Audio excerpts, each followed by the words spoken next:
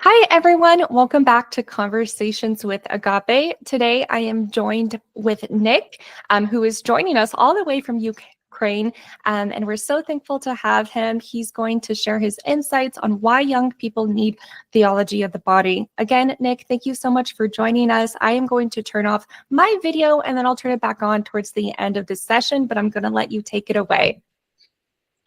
All right, thank you very much, Ashley. Hello, everyone. I'm happy to be here. So just to introduce myself briefly for those who don't know me, I'm from Missouri, originally in the U.S., and grew up there as a teenager. And I was in the seminary for a while, discerning my vocation for a diocese in Missouri. I discerned out and moved all the way across the ocean to Austria. So I studied abroad for 2 years, studying my master's in marriage and family, which is where I really got to dive deep into the topic that we're going to discuss today, which is St. John Paul II's theology of the body. And I want to talk about why it's important for teenagers, for young people, why young people need the theology of the body. Myself, when I was a teenager, was when I first encountered theology of the body. I was 18. I had already started to grow in my faith in some way. I went on a Steubenville Youth Conference retreat weekend as a teenager, and I encountered the Lord in a powerful way in the Eucharist and Eucharistic adoration. And from that moment on, my faith, I was on a journey, step by step, growing little by little, until I encountered theology of the body a couple years after my first encounter with the Lord. And theology of the body really opened my eyes to the beauty of the Catholic Church, that her laws, her rules, the documents, they're beautiful and they have a reason behind them, a rationale behind them. And so I want to share a bit more about my own experience with theology of the body as a teenager, but also share why I think it's important for the church to be sharing the theology of the body, the church teaching on marriage and family with young people, why we need to really focus on this. So I'll share my screen here. I have a few slides to guide this.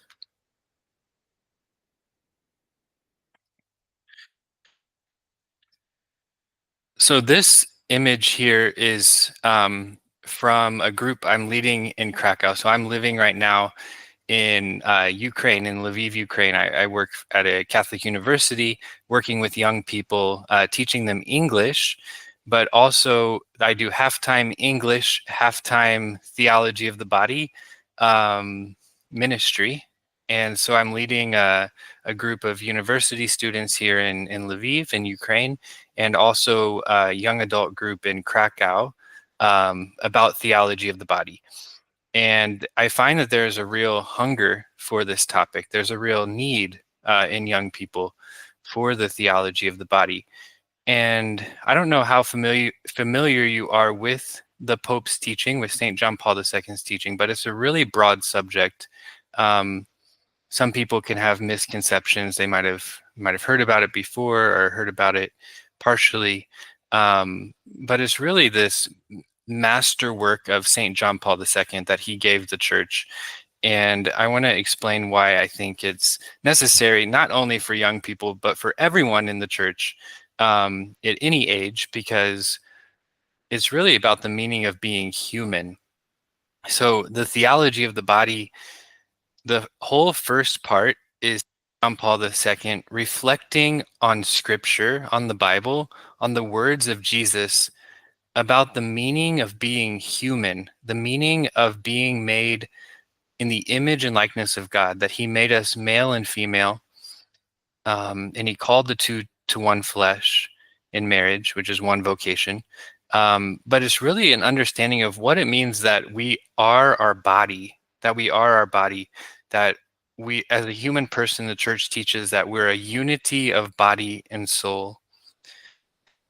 So this is important for everyone. I would say, especially for teenagers who are going through this time of discovering who they are, right? They're growing, they're learning their gifts and talents. They're in school, they're in university, discovering what gifts God has given them. They're learning their personality.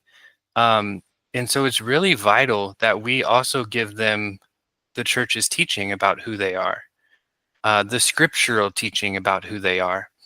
They can't only learn scientifically, biologically, chemistry, who they are scientifically, but they need a whole vision, a complete anthropology, the popes call it, an adequate anthropology of what is the human person, who are we, and how do they find happiness? How can young people find happiness in their life? How can they live a fulfilled life?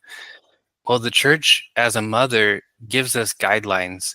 The church rules, the commandments of God are not to keep us down, but they are like guide rails to help us thrive, to lead us to happiness. So the commandments of God in the Bible, the church teaching, they're guidance on how to live a happy life. And what we can find in the theology of the body is that our bodies have meaning and they reveal to us our vocation.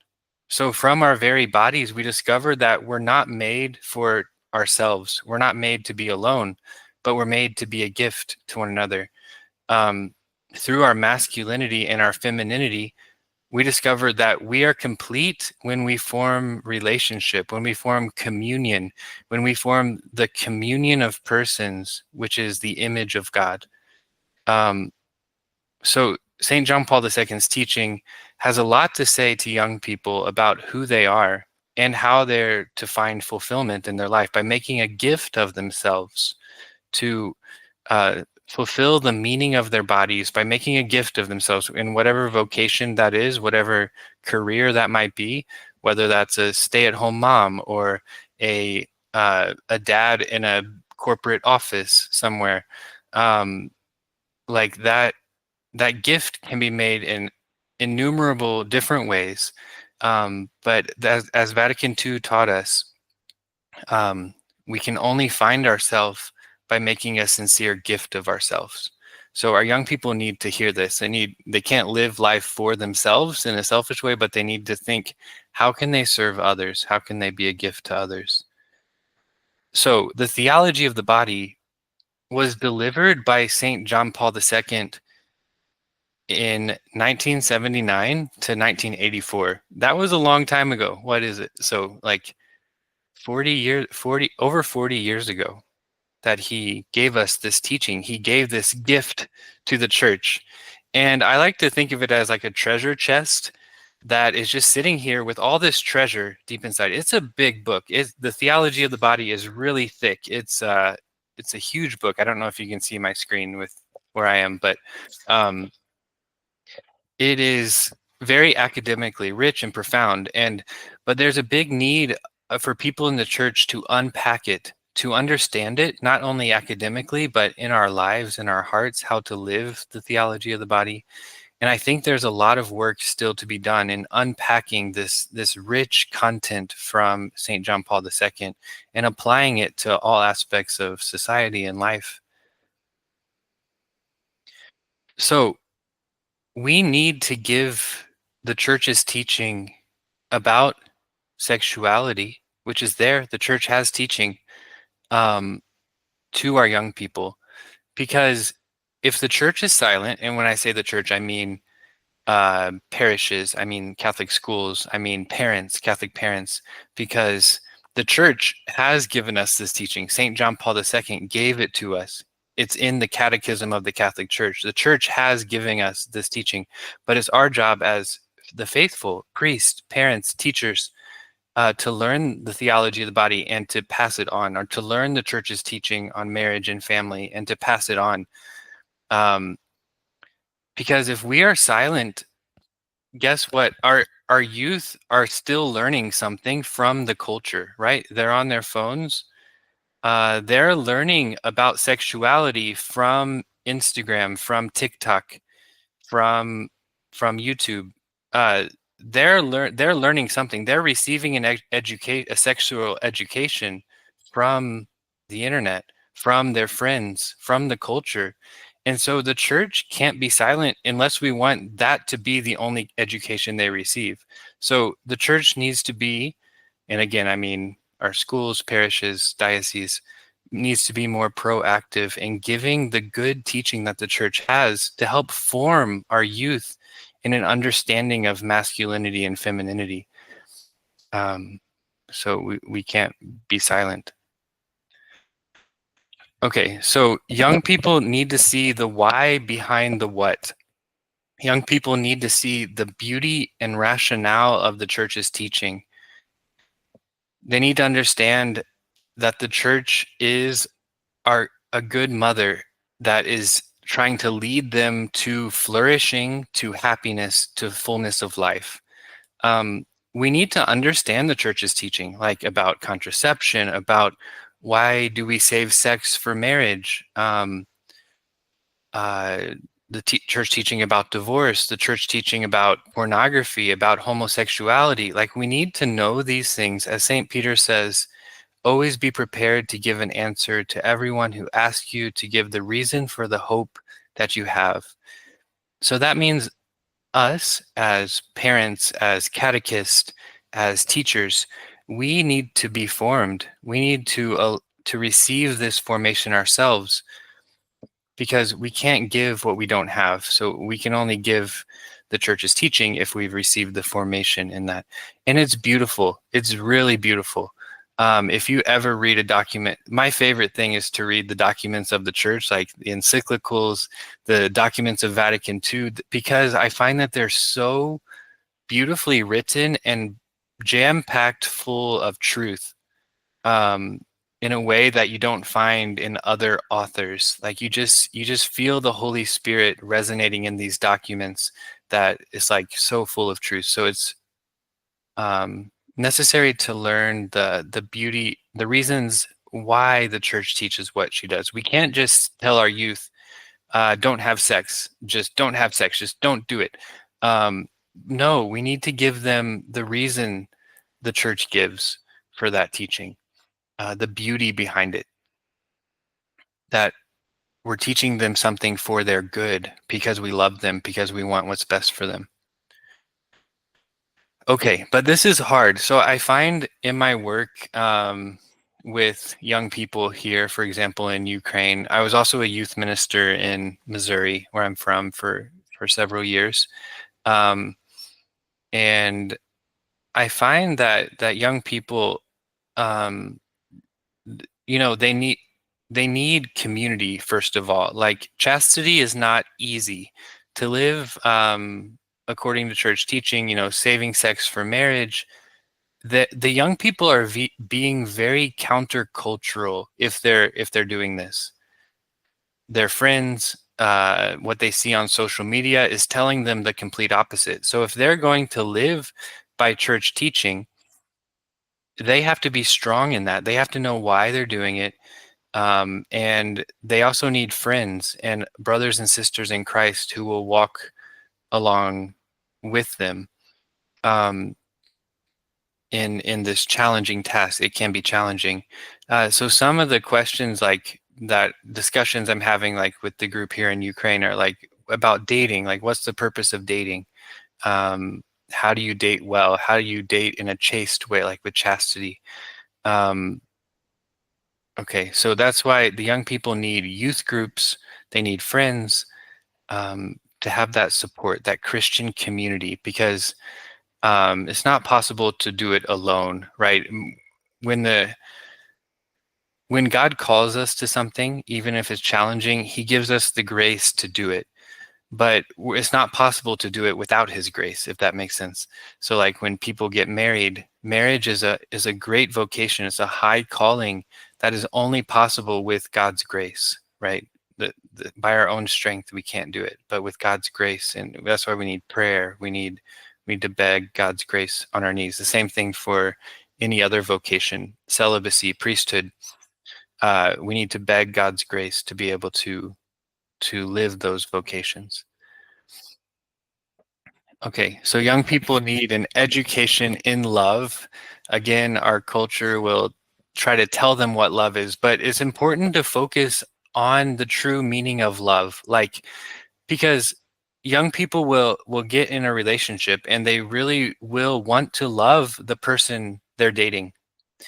And what we need to teach them, though, is what is true love? What is really love in this case? So we believe true love is waiting for marriage, that this is true love, to save yourself for your spouse, to make that total gift of self in the body to the person that you've made a covenant with, that you've made a vow to, for to belong to each other, that this is the context for the total gift of self in the body. And this is true love, to speak the language of the body, as St. John Paul II says, in the truth, in the truth. And so we need an education in love. You know, we use love all kinds of ways. You know, I love French fries, I love ice cream. But really, to love a person, St. John Paul II talks about that the opposite of love is not hate, but the opposite of love is to use somebody. And so we're all called to a purification of our hearts, to really examine our hearts to see, am I loving the other person or am I using them? And these are things that young people need to know as well. Okay, theology of the body is good preparation for marriage.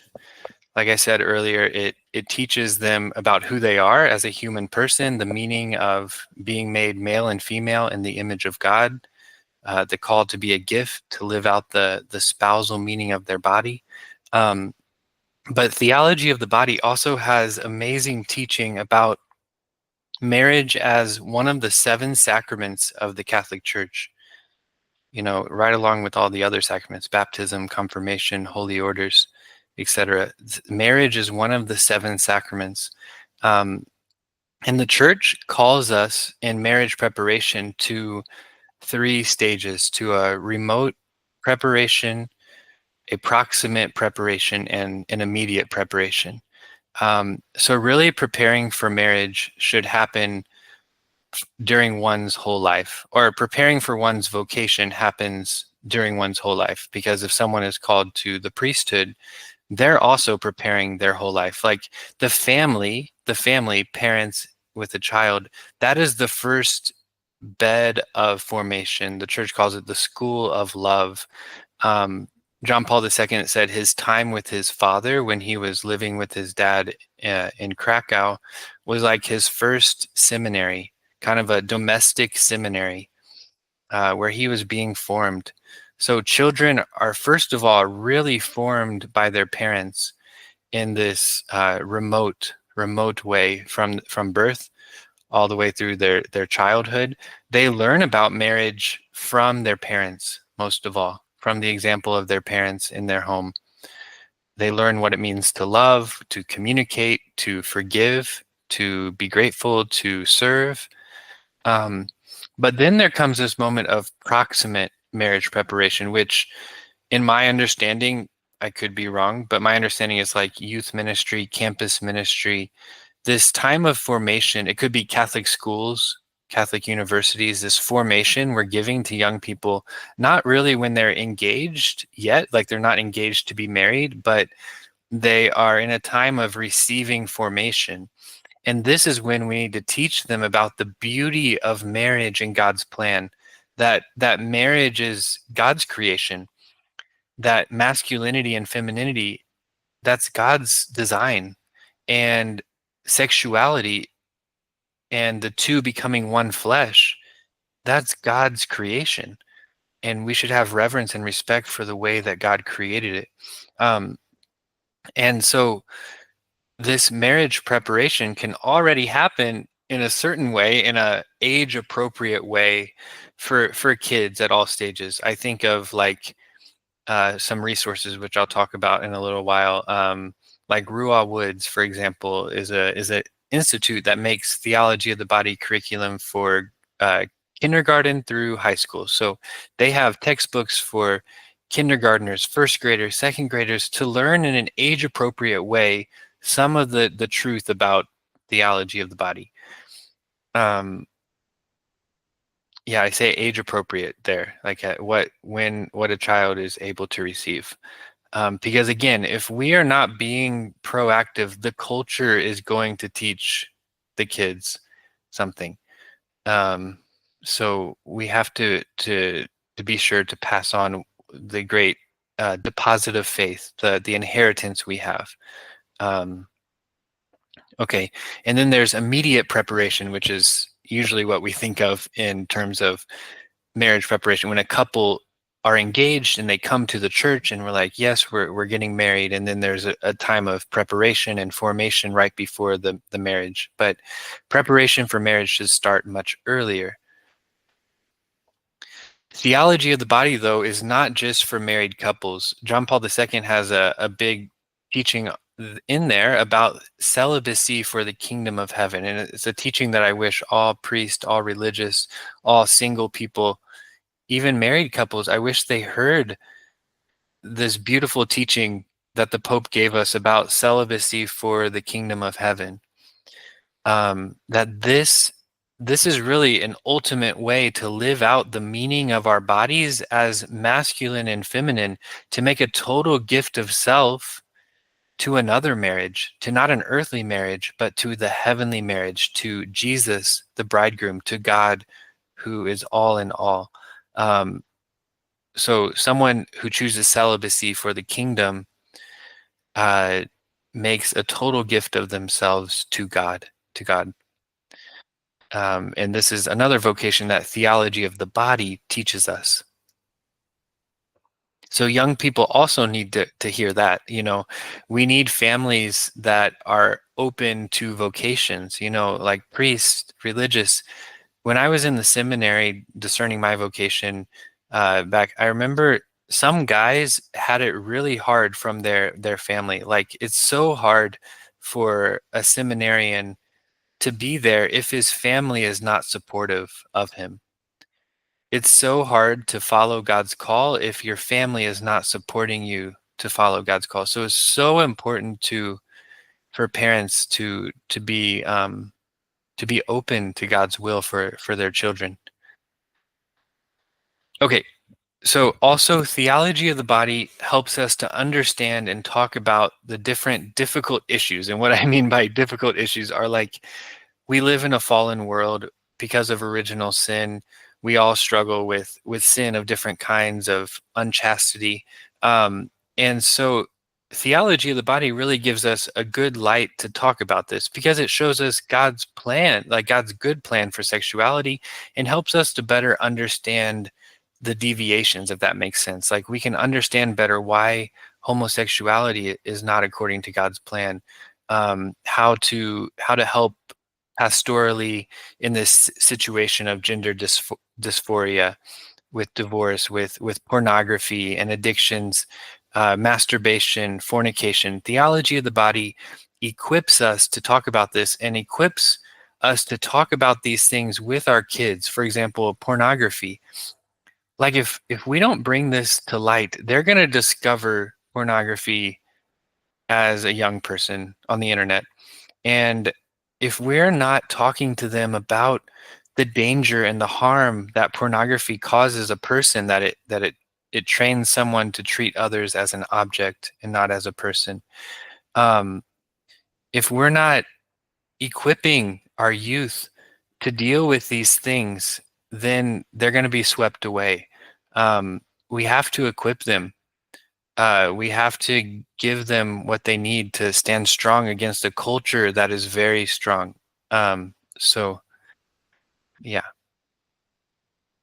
Okay, so what do we do? What resources are out there? So, first of all, to learn the theology of the body and the church's teaching in the catechism, in scripture, in the other church documents, we need to learn and be formed ourselves, because we can't give what we don't have. We have to be able to pass it on.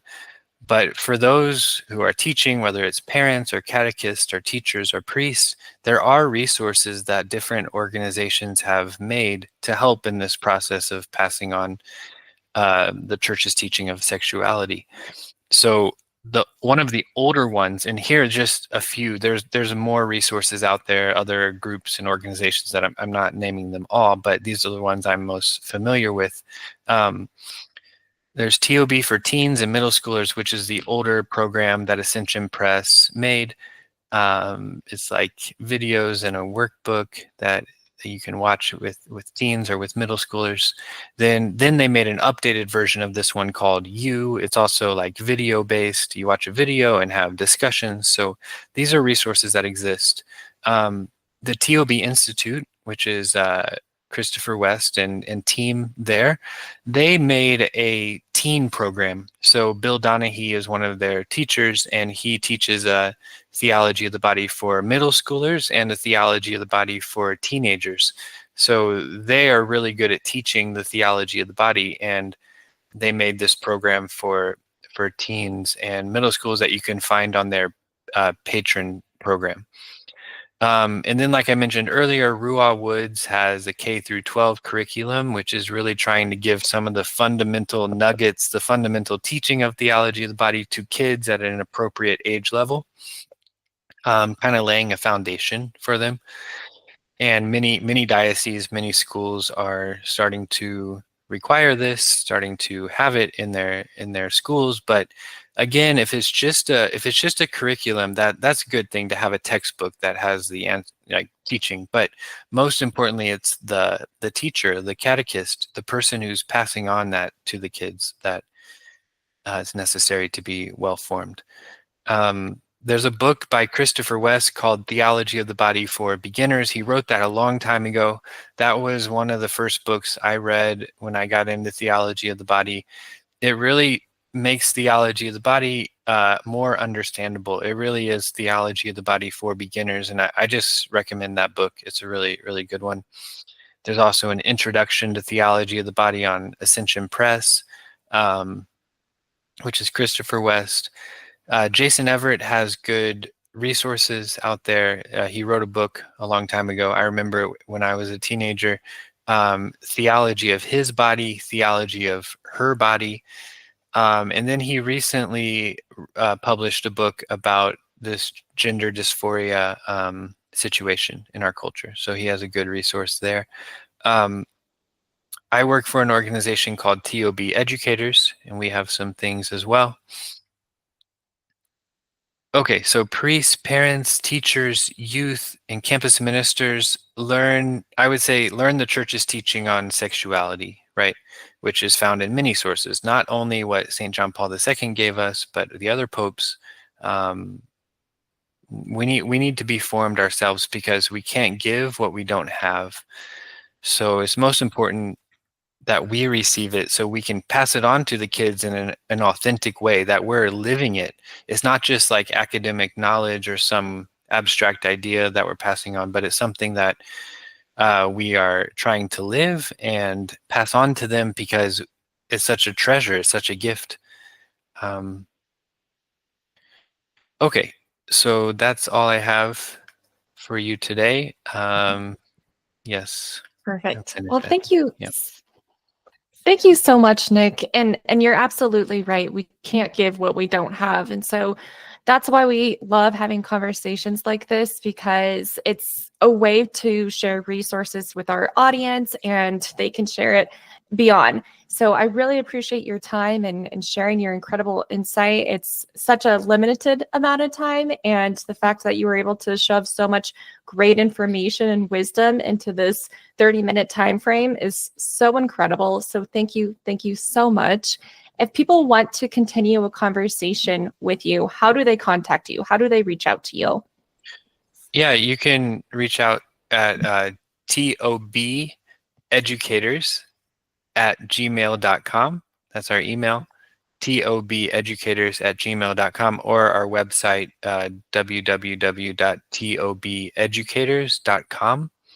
And there's a contact us there as well. So you can reach out to me either of those ways. Perfect. Yep. And Mhm. your website is actually also listed as a resource on our Agape Catholic Ministry website. So you're able to find it there as well. And I'll send this information out when the recording is sent out to everyone on how to further communicate with you. But again, Nick, thank you so much for your time and for the wonderful work you're doing. Thank you, Ashley. It was a Thank pleasure. Thanks for you. having me. Yeah.